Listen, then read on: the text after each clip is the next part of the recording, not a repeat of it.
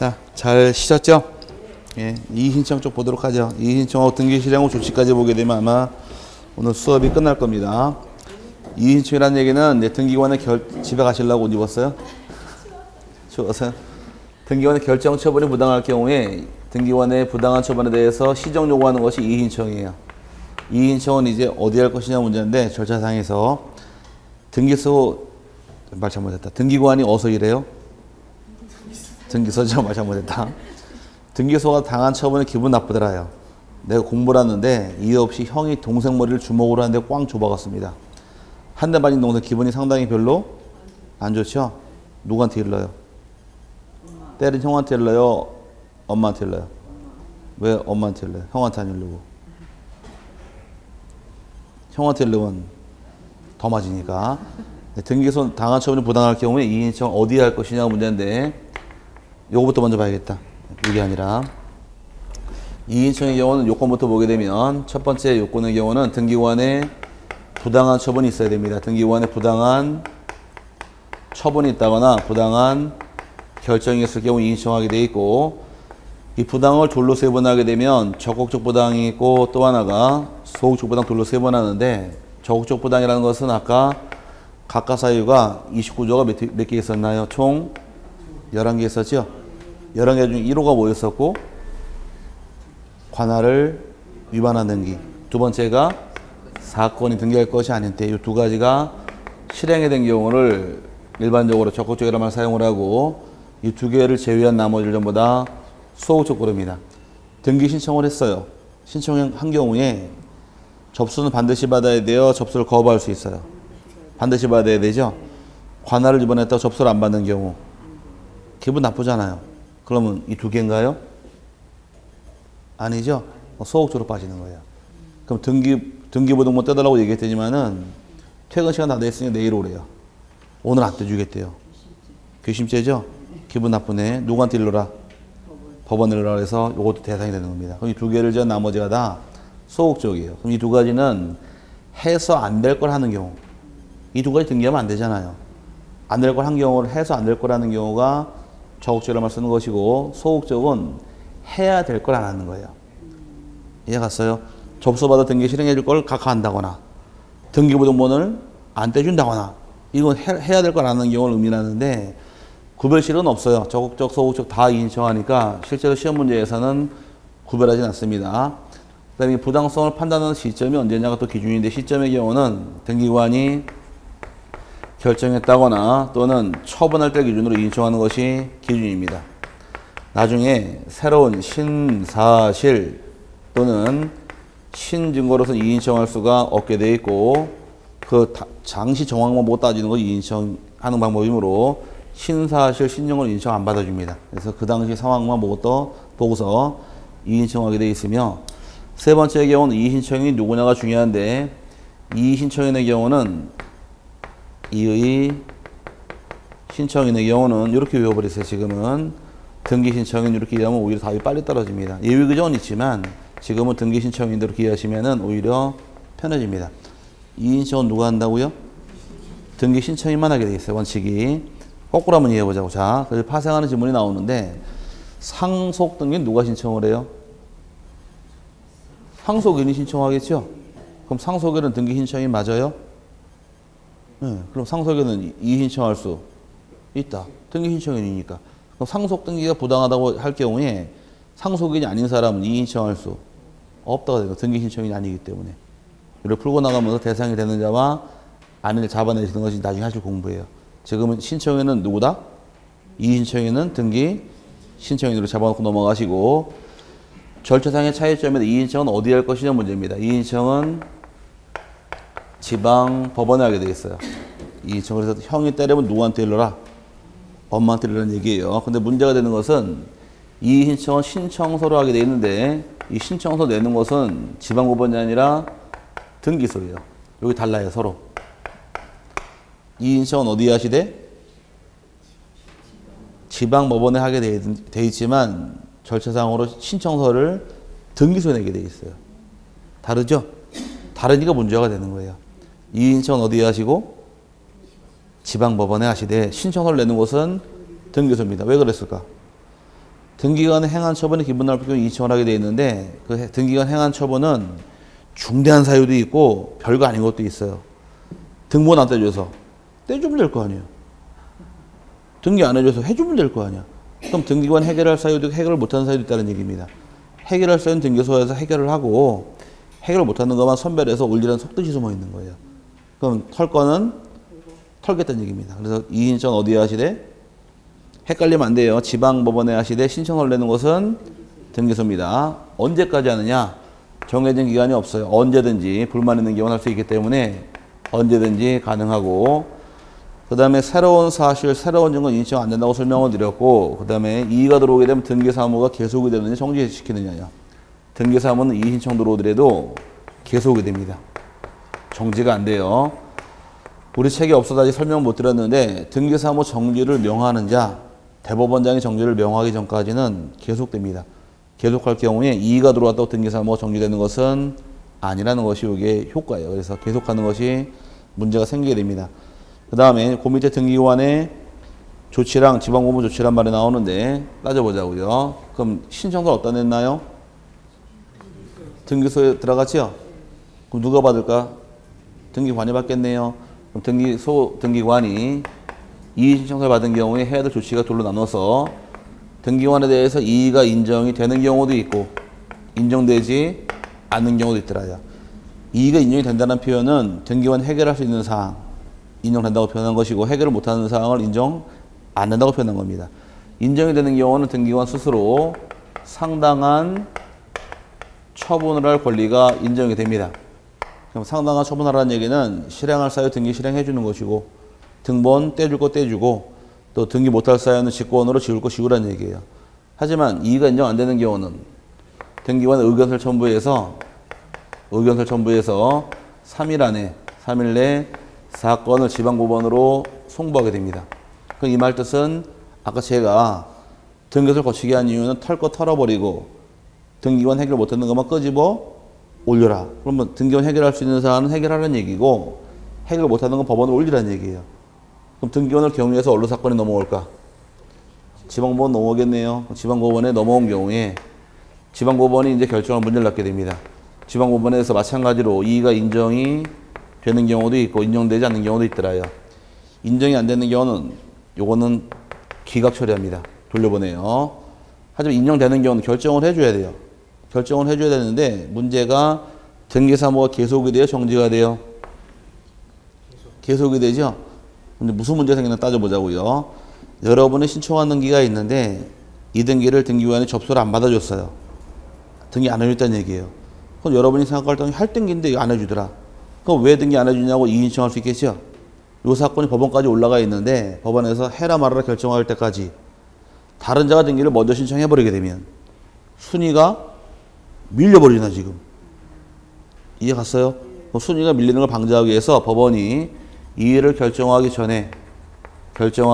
전에 이의 신청의 명의로 가등기를 해라. 또는 이의가 있다는 취재 등기를 실행하라고 법원이 명령을 하게 됩니다. 이게 마지막 법원의 절차예요. 그래서 명령하는 것은 결정 전에 명령하더라, 후에 명령하더라. 전에 명령하는 겁니다. 순위 밀릴 걸 방지하기 위해서 미리 등기해 놓으라는 얘기, 가등기를. 그럼 가등기해 놓게 되면 다음 등기 밑으로 들어올 거 아니야. 그럼 순위 밀릴 이유는 없기 때문에 이게 대상인데 여기까지 가만히 책을 본 다음에 넘어가자고요. 여러분 책 보니까 이제 의회는 등기관의 결정 처분이 부당할 때 이의신청을 어디다 하실 것? 지방법원에 할 수 있다가 되며 적극적 부당이랑 소극적 부당 둘로 나눠져 있는데 아직 그거 세분하지 마세요. 둘 다 가능하다 묶어 놓으시고 기간은 언제까지 하실 것? 언제든지 가능합니다. 신청은 이의신청은 관할 지방법원에 하는 것이 내용이지만 신청서를 내는 것은 법원이 아니라 등기소다 보니까 달라서 문제가 되고요. 이유에 제한해서 신사실, 신증거로 인정할 수가 없다요. 기준이 결정시와 처분실 기준으로 따지다 보니까 새로운 사실, 새로운 증거로는 이의 신청 받아주지 않습니다. 등기관 조치라는 것은 이의가 있는 경우, 인정되는 경우는 상당한 처분을 해라. 인정 안 되는 경우는 3일 안에 법원으로 송부를 하게 됩니다. 그럼 법원에 넘어와서 인정이 되는 경우는 상당한 처분을 하는데 없는 경우는 기각 결정하게 돼 있고 상당한 처분이라는 것이 3번이에요. 법원이 결정하기 전에 뭘 명령하더라? 가등기 명령이나 이의가 있다는 취지의 보기 등기를 명령할 수 있다 해서 유일하게 등기법 처음부터 끝까지 명령해야 하는 게 딱 한 번 나옵니다. 명령이라는 것은 딱 한 번 나올 때 언제 나오느냐? 이의 신청할 때만 딱 한 번 나오기 때문에 뭐 시험에 그렇게 중요한 부분은 아니에요. 잘 내지는 않으니까 간단히 그냥 개념 정도만 이해하시되 주로 잘 거는 곳이 여기에요. 이쪽을 많이 걸어요. 헷갈리니까. 다르기 때문에. 이해 갔어요? 또 잘 내는 게 등기 신청인 요거 잘 걸어요. 대상이 되느냐 안 되느냐 요걸 나중에 문제 보게 되면 대부분 다 이거를 걸고 들어와. 이거 아니면 이거. 그러니까 나중에 배울 때 요거 위주로 봐놓고 넘어가시면 문제 풀 때 상당히 수월합니다. 어쨌든 여기까지 2인칭의 설명이고 실행 후 조치란 말이 나오는데 아까 등기 신청이 들어왔어요. 그럼 등기관이 심사한 다음에 칠판을 지워서 심사한 다음에 등기를 실행할 사유도 있고 등기를 각하할 사유가 있더라. 설명드리면서 각하 사유가 법제 29조에 나오고 몇 가지가 있더라. 총 11가지 있다고 배웠었죠? 이 중에 중요한 건 두 개는 외우시라고 그랬어요. 1번이 뭐였었고 관할 위반, 두 번째가 사건이 등기할 것이 아닐 때 이건 그걸로 끝내는 것이고 실행을 하게 되면 이제 등기를 실행할 때 어떤 순서를 통해 실행할 것이고 등기가 끝났을 경우 등기소에다 주는 서류가 있습니다. 그 서류를 언제 주느냐 물어보는데 자 실행이라는 건 등기부에 기록할 때가 실행이에요. 기록하는 것인데 기록하는 순서가 있더라. 어떤 순서? 순서는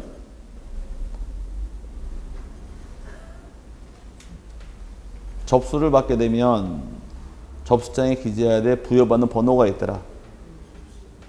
접수번호. 접수번호가 등기 실행 순서이며 빨리 실행될수록 순위가 앞선다라고 설명을 드렸어요. 오케이? 그럼 등기 실행 순서는 접수번호 순으로 등기를 실행을 하는 것이 여기에 순서라는 얘기입니다. 그럼 빨리 실행되면 순위도 앞서다 보니까 같은 거는 순위번호, 다른 거는 접수번호 이렇게 순위를 따지는 것이 기준입니다라고 아까 하지 않았었나요? 그죠? 일주일이 아니라 1시간을 못 넘기시는데 이게 생소한 말이어서 그래요. 언제 이 말 들어본 적이 없으니까 부담 갖지 마시고 듣다 보면 알게 돼요. 지금 듣고 11월, 12월 듣고 1월, 2월, 3월, 4월, 5월, 6월, 7월, 8월, 9월, 10월 특강까지 8번을 들어요. 앞으로 8번 반복해 들으니까 그 중에 한 번 아시면 돼요. 한 번 듣고 다 할 거면 지금 공부할 필요 없겠죠. 8월 달에 오시면 되지. 뭐 하려고 지금부터 공부하실까? 한 번 듣고 알 게 아니니까 길게 공부하시는 거예요. 심지어는 2년, 3년 무고 공부한 사람도 있어요. 제가 공부한 사람 중에서 제일 오래 하신 분이 7년 공부한 사람 봤어요. 7년 동안 공부했는데 합격을 못했습니다. 그 이유는 저도 몰라요. 그 학원 안 나가니까 이제. 대단하지 않나요? 학원 다니 7년 동안 공부하신 분이세요. 실력은 되게 좋아요. 근데 약간 어떻게 표현할까? 좀 안쓰럽다고 표현해야 되나? 교통사고를 하셔가지고 이 머리를 다치셨어요. 그러다 보니 약간 좀 어떻게 이렇게 좀 4차원적인 생각을 많이 가지고 계세요. 제가 이 학원에 딱 강의를 처음 하러 갔더니만은 원장님 하시는 말씀이 아마 저희 학원에서는 선생을 분류하는 그 기준 되는 수강생 한 분이 계시대요. 이 사람은 자기가 질문을 딱 해가지고서 질문을 해결해 주는 사람은 신으로 받들고 끝까지 그냥 모시고 대접을 해주는데 자기가 한 질문 대답 못 해주는 선생은 깔아뭉갠다 그러더라고. 자기보다 많이 알아야 선생 대접을 해준대요. 그래서 몇 년 공부했나 그러니까 한 5년 공부했대요. 그러면 뭐 거의 뭐 다 알겠네. 그래서 아니나 다를까 이제 좀 있으면 이제 올 겁니다. 그래서 아니나 다를까 딱 앉아 있는데 왔더라고요. 뭘 들고서 이렇게. 그래서 이게 뭐냐고 질문을 하길래 저 미리 소스를 받았잖아요. 그래서 이분이 나를 테스트하는구나 그래가지고서 이거 설명받은 다음에 이걸 아신다 그러면 이것도 아시겠네요. 역으로 탁 치고 들어갔지 얘가. 만세 그러더니 막 가더라고요. 그때부터 말 안 하고 가만히 계시던데 이걸 대답을 해결 안 해주면은 선생 취급 안 한대요.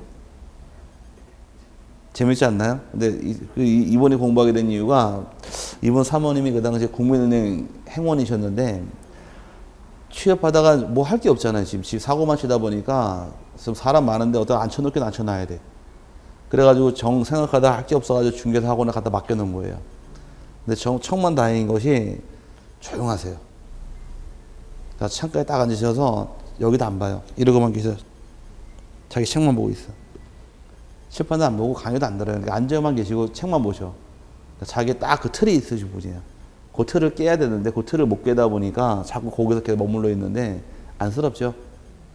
어쨌든 간에 그 사모님 입장에서는 자기 집에 두는 것보다 여기 학원에 앉혀놓는 게 자기는 마음이 안정이 돼서 보낸다고 얘기를 하는데 어쨌든 간에 그 이후로 제가 한 2년 강의하다가 빠졌으니까 그 이후로는 저도 몰라요. 근데 제가 알기로는 아마 잘 됐으면 좋은데 안 됐어도 어쩔 수 없는 부분인데 뭐랄까 지금 굉장히 4차원이세요. 하나를 알려드리면 하나를 가는 게 아니라 그걸 왜곡을 하셔 자꾸. 어떤 내용을 자꾸 왜곡을 해가지고 자꾸 반대로 이해하시니까 그게 문제가 되는데 그래서 저 운전면허 시험장 가서도 운전면허 강사가 하는 말이 가르치기 제일 힘든 사람이 누구냐고 물어봤더니 무면허로 차 끌고 다니는 사람들. 가르쳐주면 가르쳐주는 대로 안 한다는 거예요, 다. 지가 하는 대로 하지. 그럼 삑삑 밟아가지고 떨어지고 오는데 열받는다 그러더라고. 그 사람들은 얘 의무적으로 강의 시간 채우려고 앉아있는 것 뿐이지 배우러 온 게 아니다 열받는데요. 근데 진짜 아무것도 모르고 가정주부들 여기서 보이면 서 두 바퀴 반 돌려. 그럼 하는 대로만 하면 그대로 따니까. 근데 어서 굴러먹던 사람들은 아직 시키는 대로 안 해가 죽겠다 그러더라고. 자기가 다 한대 알아서. 그래가지고 힘들다 그러던데 그 느낌을 그때 받았어요. 하라는 대로 안 하고 꼭 자기 마음대로 하는 사람들. 그것 때문에 이제 많이 힘들었었는데 어쨌든 간에 그런 분들 계신데 공부를 낙오로 하는 분들 계시더라고 이렇게. 우리 몇 년에 넘어가야 돼요? 올해 끝내야죠. 내년에 또 보려고? 여기서 보지 말자고요. 올해 딱 끝나자고요. 어쨌든 간에 자 접수번호 순서로 등기 실행하는 것이 내용이에요. 근데 만약에 여러분 접수번호가 1번 제가 2번일 경우 여러분은 먼저 실행하고 저를 나중 실행해야 됩니다. 등기관이 모르고 순서를 바꿨어요. 후순위 저를 먼저 실행하고 여러분 나중 실행한 경우에 제 등기가 무효 등기일까 유효 등기일까? 찍으세요. 여러분이 접수번호 1번 제가 2번 그럼 여러분을 먼저 실행하고 저를 나중 실행해야 되는데 제 거를 먼저 실행했다는 얘기입니다. 순서가 바뀌었다는 얘기예요 지금. 그럼 순서가 바뀌었을 경우에 저를 먼저 실행했죠? 그럼 나중 거를 먼저 실행한 제 등기가 무효 등기일까 유효 등기일까 찍으세요. 하나 둘 셋. 왜 유효일까? 오케이 두 개가 아니니까. 하나는 관할이 받는 게도 아니고 사건의 등기할 사항도 아니란 얘기입니다. 등기할 사항인 맞지만 순서가 바뀐 거예요. 이 등기 무효로 주장할 수가 없고 직권말소할 수 없다 대법원 판례요. 그럼 순위가 밀려서 피해본 사람은 어떻게 해결하느냐? 소송을 통해 피해를 구제받는 거지 이의 신청 제기하지 못한다가 판례 입장이다 보니까 접수번호 순위 여기 등기 실행 순서지만 어긋났다 할지라도 무효 등기는 아닙니다. 그럼 실행이 된 경우 밑에 보니까 등기필 정보의 작성 및 통지란 말 나와 있죠. 예, 옛날에 등기필증이라는 말 썼지만 제가 등기필 정보란 말 안 배웠기 때문에 지금 등기필증으로 강의를 했던 거예요. 근데 지금은 등기필 정보란 말 씁니다. 등기필 정보가 지금은 등기필증이에요. 보신 적 있어요? 보신 분들 계시고 안 보신 분들 계신데 장롱 서랍에 등기필증이 있죠. 등기권리증. 예, 그 첫 장을 딱 열면 뭐가 있을까? 첫 장을 딱 열면은 뭐가 있을까요? 매매계약서. 매매계약서. 매매계약서가 있습니다. 옛날에는 매매계약서에 등기란 매매계약서를 냈죠. 옛날에 그럼 전세권 등기할 때는 전세계약서를 내게 됩니다. 그럼 주목 한번 줘보세요. 뭐 인상을 쓰지 마시고 주목 너무 세게 주지 마. 한번 해보겠다는 거 살살 주지. 2만 원 도장이 있어요. 2만 원 도장이 등기 필 도장이 있어요. 빨간 거 이만한 거. 네모 바탕한 거. 예, 그거를 우리가 낼 때 매매계약서인데 그 매매계약서에다가 그 매매계약서 내용들 등기가 끝났습니다라고서 도장을 꽝 찍어주는 거예요. 등기 필 도장을 딱 찍어주면은 낼 때는 매매계약서지만 돌아올 때는 등기 필증이 되는 거예요. 옛날에는 그럼 등기 필증 뭐로 만들었어요? 매매계약은 매매계약서. 전세권 등기는 전세계약서가 등기 필증이 되는 겁니다.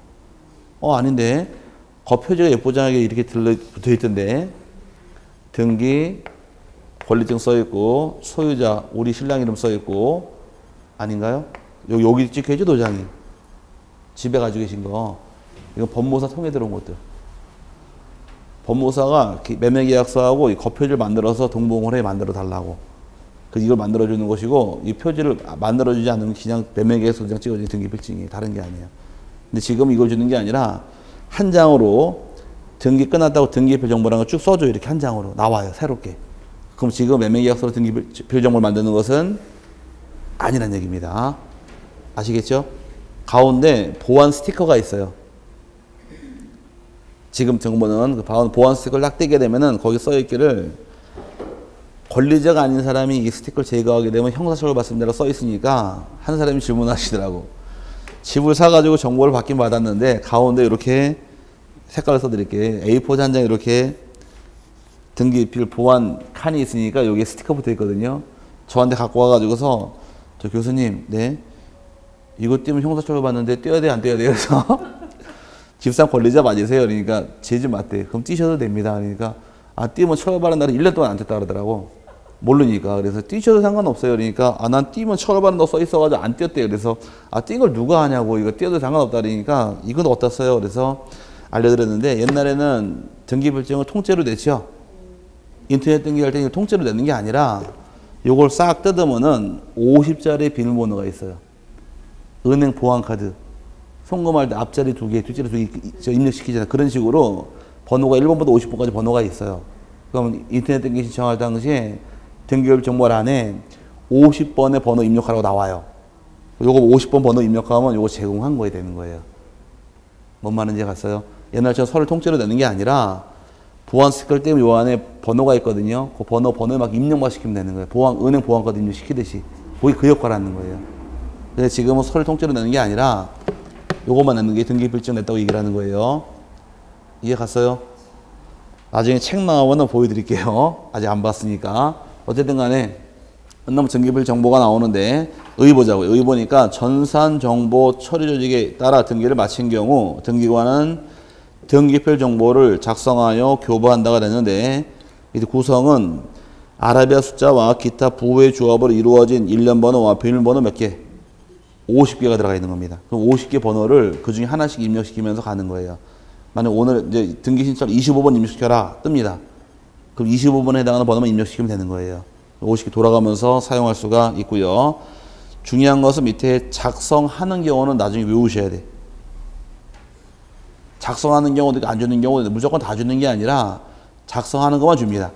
그럼 거기 나와 있는 거 아닌 것들은 줄 필요가 없으니까 작성하는 것만 기억하시는데 1번에 등기할 수 있는 권리의 보전, 설정, 이전 등기를 하는 경우도 있고 그 다음 1번에 설정, 이전을 가등기하는 경우 권리를 추가하는 경정 변경이란 말이 나오는데 여기서 등기가 끝나게 되면 등기 완료 후에는 뭐가 나오느냐 지금 나온 대로 등기필 정보가 나옵니다.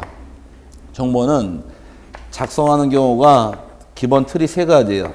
첫 번째 나와 있는 것은 권리에 대해서 등기할 권리에 대해서 보존 등기하고 설정 등기하고 이전 등기하는 경우에 정보를 작성하게 되어 있고 두 번째 1번 권리에 대해서 설정 등기하고 그 다음에 이전 등기에 대해서 가등기하는 경우도 정보가 나오는 것이며 세 번째는 권리자를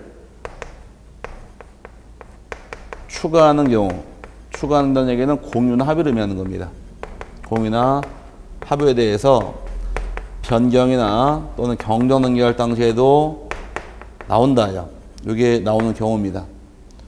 자, 칠판에서 읽어보는 말을 풀자고요. 그럼 주는 경우 몇 가지 있어요? 크게 3가지 있죠? 외울 건 아니고 아까 배운 것만 응용하시면 돼요.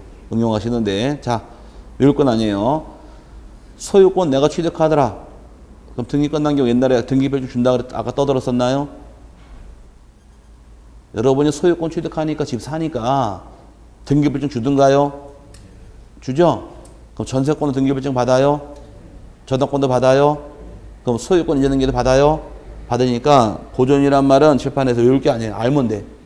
보존이란 말은 소유권을 처음 등기할 때 뭐라고 부르고? 보존 등기. 소유권이 아닌 권리는 설정이라고 불렀어요. 그럼 소유권 등기라든 소유권이 아닌 권리라든 등기만 끝나면은 정보가 다 나오다 보니까 아까 인감 배울 때 소유권자가 등기 의무자가 되면 등기필 정보도 다 가져오고 인감도 둘 다 가져와라.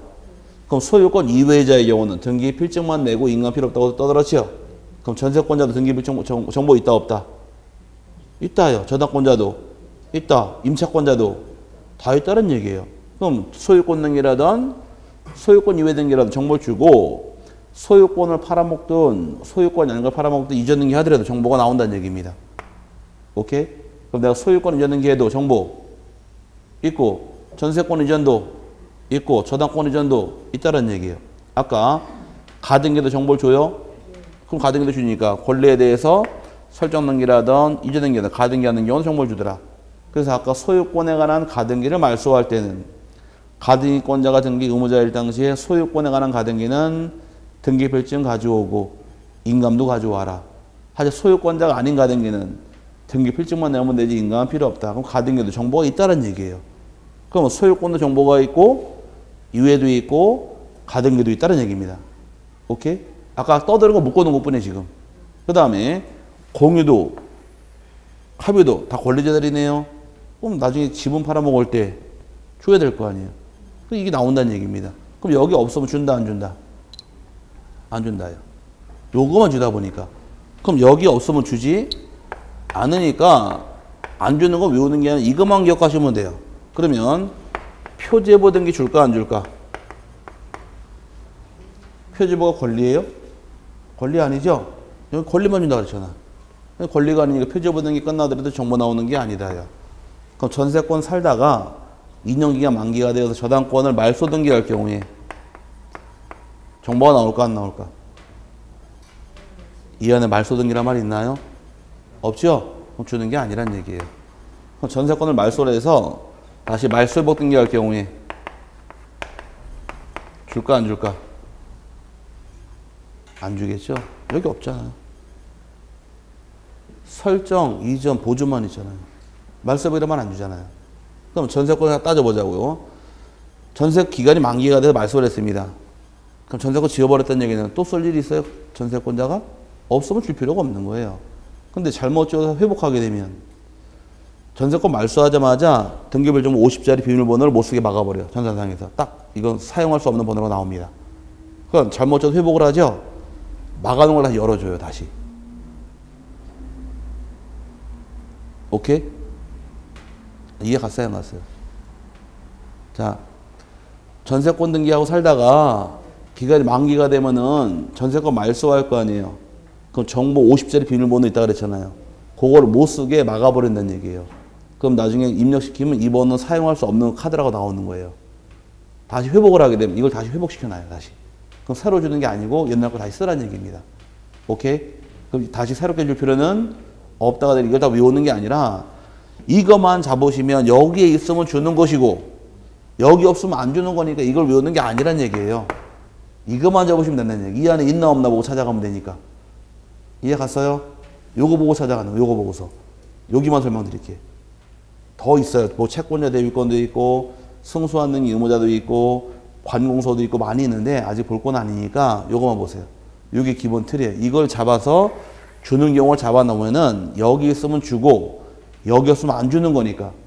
둘 다 외우면 헷갈리니까 하나만 정확하게 알면은 이 안에 있다 없다만 잡아놓으면 되잖아요. 아닌가? 맞죠? 그럼 이 안에 말소등기란 말 있나요? 없으면 말소등기한 게 정보 나오지 않는다. 말소보 등기 있어요? 없죠? 안 준다. 부동산 표제보 등기도 안 준다가 되기 때문에 여러분 교재 밑에 보시니까 정보 주는 경우는 읽어드렸고 주지 않는 거 말소등기라든 말소보 등기는 주지 않는다. 여기 밑에 채권자 대위권 승소한 등기 의무자 직권 이건 어려우니까 지금 설명 못 드려요. 아직 안 배웠기 때문에. 놔두시고 그거 주는 것만 기억을 하세요. 문제가 나오게 되면 채권자 대위, 직권 보존 등기, 승소한 등기 의무자 그거 중요하긴 한데 아직 배운 게 없다 보니까 그거 지금 설명 못 드리니까 지금은 주는 것만 기억하시기 바랍니다. 주는 경우는 크게 몇 가지 있다고요? 3가지. 권리에 대해서 보존, 설정, 이전 그 다음에 권리에 대해서 설정 이전에 가등기할 때하고 권리자를 추가시키는 공유 합의 등기할 때만 나온다. 그 3가지만 주다 보니까 3가지가 아니면 안 준다가 되는 것이에요. 뭔 말인지 갔어요? 네, 그거 잡아내시고 안 주는 거는 그걸 잡아놔야지 안 주는 걸 알아요. 주는 것만 알면 안 주는 건 안 가르쳐도 아니까 그렇게 3번 하고 넘어가시면 될 부분이고 중요한 건 작성하지 않는 게 중요하긴 한데 아직 갈 때가 아닙니다. 안 배웠기 때문에 넘어가시게 되면 등기 완료 통지란 말이 나오는데 이것도 지금 못 설명드려요. 이거 설명 못 드리니 가만 놔두시고 내려와서 소유권 변경 사실의 통지 맨 밑에 거하고 과세 자료 송부까지만 설명드리고 마칠게요. 자, 옛날에 배울 당시에 소유권에 관한 내역은 등기가 우선, 대장이 우선. 소유권에 관한 사항은 쉽게 이해하세요. 누가 주인인가 등기부를 열어보세요. 토지대장 열어보세요. 등기부 열어보죠. 소유권은 항상 등기가 우선이에요. 그럼 여러분이 하신 대로만 따라가시면 돼요. 집을 사시건 땅을 사시건 법무사에게 맡긴 게 뭘 맡겼어요? 등기 맡기지 않았나요? 그 등기가 딱 끝났다고 등기 필증 집에 왔습니다. 그럼 구청 가가지고서 내가 토지나 건물을 취득한 자니까 대장의 소유자 바꿔주시오라고 신청하면 계세요? 한 번도 안 계실 거 아니에요. 그럼 우리가 집 사고 땅 사고 한 것은 등기밖에 한 게 없어요. 그럼 대장의 소유권을 어떻게 받을 것이 그게 문제라는 얘기예요. 대장의 소유권 우리가 신청할 게 아니라 등기부상 주인이 바뀌게 되면 대장소관청의 등기소가 지체 없이 알려줍니다. 등기부상 주인 바뀌었으니까 대장의 소유자 고치시오라고 알려주는 것이 이때 소유권 변경 사실 통지라고 부르는 거예요. 그럼 우리가 할 수 있는 것은 땅을 사고 집을 사고 뭐만 하면 돼요? 등기만 하면 끝나는 것이고 대장의 소유권 변경은 우리가 하는 게 아니라 등기소가 구청에 알려주게 돼 있어요. 그럼 통지받은 내용대로 대장만 정리하게 되면 등기부랑 대장의 소유권이 일치가 되는 겁니다. 그럼 우리 대장까지 신청할 필요는 없다요. 근데 문제가 되는 것은 대장에 나오는 권리는 소유권 외에는 안 나와요. 옛날에 우리 11월 달 처음에 배울 당시에 대장에는 소유권밖에 안 나옵니다. 그래서 지적이라는 의의는 토지의 표시와 소유권을 기록, 관리하는 것이 지적의 정의다라고 설명을 드렸어요. 그럼 지적에 다루는 건 어떤 권리만 다루더라? 소유권만 다룹니다. 그러다 보니까 소유권이 아닌 권리라는 권리는 통지할 필요가 없는 거예요. 그래서 밑에 보시니까 박스 안에 통지 대상 찾으셨나요? 소유권의 보존, 소유권 이전이 있어요? 예, 소유권의 변경, 경정 있나요? 예, 소유권의 말소, 말소회복 있나요? 소유권의 등기 명인 표시의 변경, 경정 있나요? 예, 그럼 소유권의 변경이 생겼을 때만 지체 없이 토지는 지적공모소관청, 건물은 건축물대장 소관청에게 통지해 줍니다. 그럼 통지받은 소관청 입장에서는 통지받은 내용대로 대장을 정리하게 되면 소유권은 등기 보고 대장을 마치는 모양새로 만들어진 거예요. 반대로 토지에 관한 내용은 어디 보고 어디 정리할까? 어떤 토지 지목이 궁금하더라. 그럼 등기 볼 때 보나요? 대장할 때 보나요? 대장할 때 보죠? 역으로 가는 겁니다. 토지에 관한 내역은 대장부터 정리하는 것이 순서예요. 그럼 토지에 관한 사항은 순서가 어디부터 어디 고치라고요? 써드릴게 아예. 헷갈리니까 참 중요한 파트예요. 나중에 이게 중심이 되어서 지적법, 등기법 다 배우다 보니까 기본적으로 잡아 놓으셔야 돼요. 자, 등기부랑 대장은 반드시 등록사항이 일치가 돼 있어야 돼요.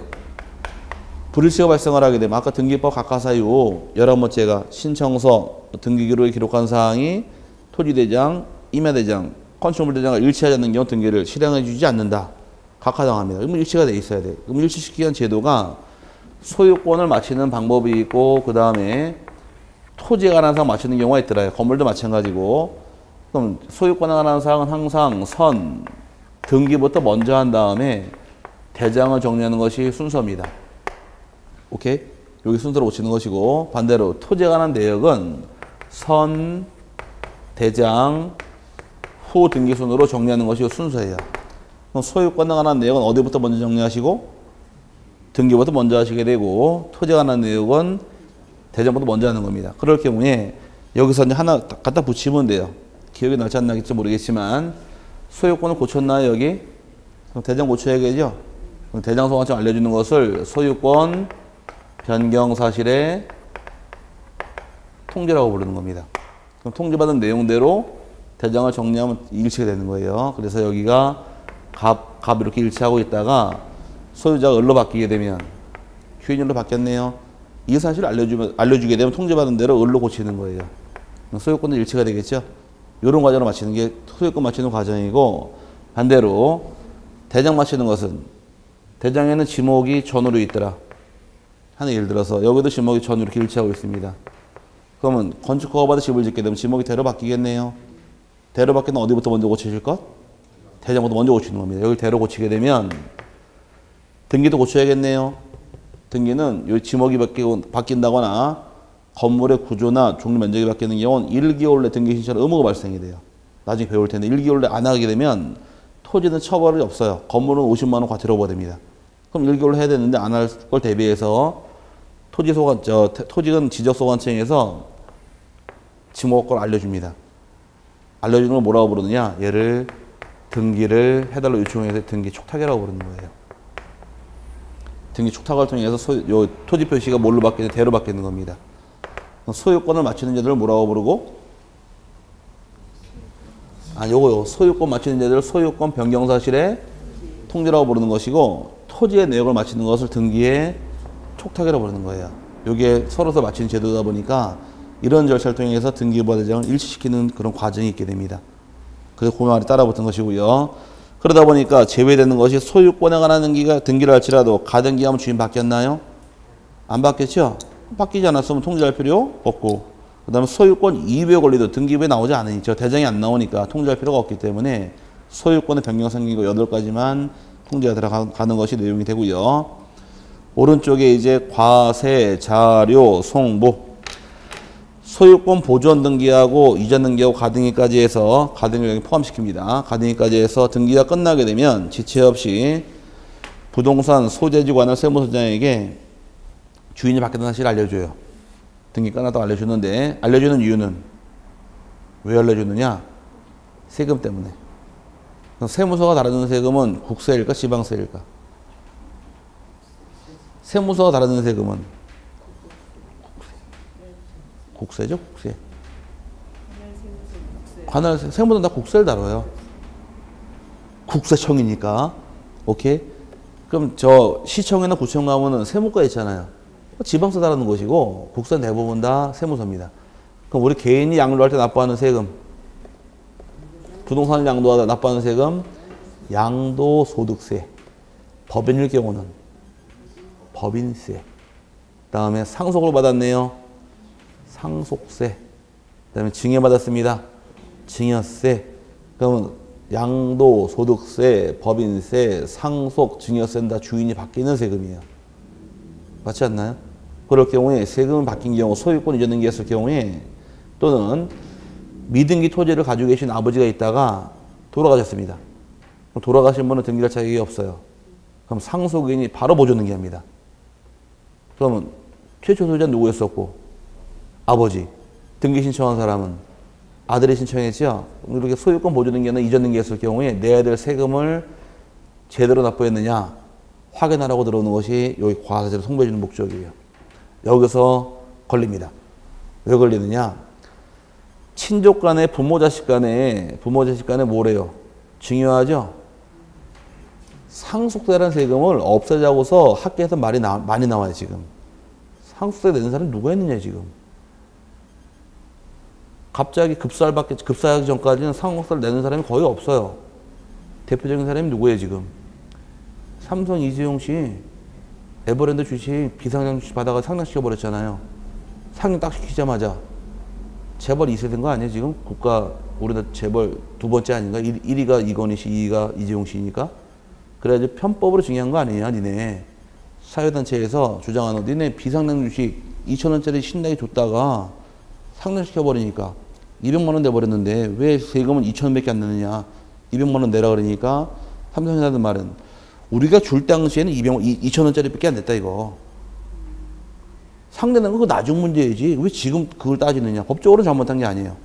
하지만 이거는 양심적으로 낼 돈은 안 낸 거 아닌가요? 그래가지고 지금 문제가 삼아서 더 내라 하는데 그걸 합헌으로 판결 내려버렸어요. 대법원 판례에서. 줄 당시에 과표가 그거니까 더 부과하면 안 된다는 게 합헌으로 나와버렸는데 양심적인 문제에서 지금 걸리는 거 아닌가요? 우리가 볼 때는. 또 그 취득세 신고납부 잡게 해가지고서 사고한 사람이죠. 옛날에 여기 선거 캠프 만들었던 사람. 안철수 씨. 여기 국회의원 그분 아니세요? 그분이 취득세 분당 집 살 당시에 자기 사모님 명의로 취득세 과대신고해가지고 사과했잖아요. 근데 과대신고 안 한 사람이 다 과대신고했다. 저도 과대신고했어요. 그 당시 그게 통일되는 룰이었으니까. 그걸 감사라고 배웠으니까. 근데 2006년 이후로는 무조건 신고가액이 들어오다 보니까 내가 1억에서 1억 신고 다 들어가는데 옛날에는 1억에 사들이 1억 신고 안 했습니다. 취득세는 과세 표준이 있죠. 과세 시가 표준액. 그럼 내 원칙 신고가로 한다. 신고가액이 과표 미달할 경우는 과표라는 말 있잖아요. 그 과표만큼 신고 다 들어갔어요. 그러니까 옛날에 집 살 당시에 1억 샀다 할지라도 1억에 신고하면 한 번도 안 계셨어요. 다 다운했었습니다. 업무사에서 맞춰줬어요. 맞죠? 근데 2006년부터는 실거래가액 신고하다 보니까 이제 취득세가 올라간 거예요. 아마 재산세나 전기요금 올라가면은, 전철요금 올라가면은 조세 저항 굉장히 심할 텐데 취득세가 몇 배가 뛰는데도 조용해요. 모르니까. 취득세가 뛴 것이 옛날에 30%밖에 신고 안 하던 것이 다 100% 다 들어가니까 취득세가 거의 한 250%뛴 겁니다. 제가 볼 때는 많이 적게 때 한 200%뛴 거예요. 근데 취득세를 매년 내는 세금이 아니라 몇 년에 한 번씩 내다 보니까 이 감각이 없어가지고서 가만히 참고 있는데 내막 뒤집어 보게 되면 노무현 정권에서 사고를 친 거예요. 취득세가 2배 이상이 뛰었습니다. 그래도 모르다 보니 가만히 그냥 내고 있는데 제가 볼 때는 그거는 조세 폭탄이에요. 그거는 취득세에 대해서. 아닌가? 안 겪어보셨구나. 집을 옛날에 사보시고 집을 사보시면 바로 느껴요. 취득세가 엄청 올랐다는 거. 근데 그게 이제 조세 폭탄인데 몰랐으니까 넘어갔지만 알고 나면은 참 세금 많이 올랐다는 말 나옵니다. 그게 올라가다 보니까 좋아진 건 있죠. 취득가격이 올라간다는 얘기는 양도세가 좀 줄긴 줄어요. 왜? 양도가액 빼기 내가 취득가액보다 필요재금을 더해서 빼서 양도세를 부과하게 돼 있으니까 어제 그런 장단점은 있지만 어쨌든 간에 세금 차원으로 내는 것이 그 목적이에요. 그럼 양도받고 법인세, 상속세, 증여세, 신고납부 제대로 했느냐라고 이제 보내게 됩니다. 근데 친족 간에 무슨 문제 발생하느냐? 엄마가 아들한테 집을 줘요. 그럼 등기는 심사를 약하게 하니까 엄마랑 아들 간에 매매계약서 작성에 등기 신청 넘어갑니다. 넘어가는데 증여세법에서는 여러분 시험범위가 아닌데 친족 간의 매매계약은 매매로 안 봐요. 증여로 추정을 해요. 증여로 추정하기 때문에 진짜 매매계약 했냐고 물어봅니다. 그럼 매매계약 했다고 얘기를 하겠죠. 그러면 증거 가져와라. 필요한 서류 딱 5개 가져오라 그래요. 뭐뭐뭐 가져오라 그래요. 통장도 들어가 있고 매매계약 사본 가져오고 다 가져오라 그래요. 그거 가지고 매매임을 입증을 시켜야 돼요. 그럼 입증하면 조용히 없어지는데 집을 매매를 샀는데 돈 오간 사실이 없더라. 이건 뭐예요? 중요한 거 아닌가요? 근데 돈 많은 사람은 죽기 전에 다 줘요. 상속세 안 내더란 얘기예요. 상속세 내는 사람은 게으른 사람들이에요. 살아산 전에 안 빼놨으니까 재산은. 다 빼놓게 되면 못 잡아냅니다. 상속세를 없애자는 것이 그게 지금 학계가 많이 나오는데 없애지는 않을 거야. 아마 말만 그렇게 나오지. 상속세 내는 사람이 어떤 사람밖에 안 내니까 게으른 사람, 갑자기 급사한 사람밖에 안 내다 보니까 돈 많은 사람 다 빠져나가잖아요. 지금. 이걸 잡아내지 못하다 보니까 법에서 허점이 있다 보니까 없애는 게 맞다라고 얘기를 하는데 어쨌든 아직까지 있으니까. 그럼 둘이 간에 부모 자식 간에 거래했다. 까자요. 한번 가져와. 없으면은 이제 증여세 추징이 들어가는 겁니다. 증여세는 세율이 굉장히 세요. 증여세, 상속세가 세율이 싸면은 내겠지만 세율이 시가 10%부터 시가로 50%까지 초과 누진제예요. 세율이 얼마라고요? 시가로다. 시가 10%부터 50%까지 세금 부과세 들어가는 거예요. 근데 세금이 어마어마한 세율이니까 그걸 안 날라고 다 미리 빼버리는 거예요. 근데 갑자기 길 가다 죽은 사람 외에는 상속세 낼 사람이 없다는 얘기예요. 가장 대표적인 사례가 누구다? 삼성 같은 경우 이렇게 이해하시면 될 겁니다. 어쨌든 간에 그런 사정이 있나를 확인하기 위해서 세무서에 알려주는 것이 절차예요. 우리나라 법이 조금 해도 허점이 없어요. 다 걸리게 돼 있으니까. 그 부모 자식 간은 증여하지 마세요. 매매로 등기하지 마시고 꼭 하더라도 통장에 돈을 보내가지고서 뺐다가 돈 세탁을 좀 해야지. 네, 해가지고 안 걸리게끔 하시는 편한 것이고 지난주 목요일날 모지역 강의라는데 작년 합격하신 분이 그 아버지가 자기 언니를 땅을 주라고 얘기를 했는데 모르고 오빠한테 등기를 해버렸대요.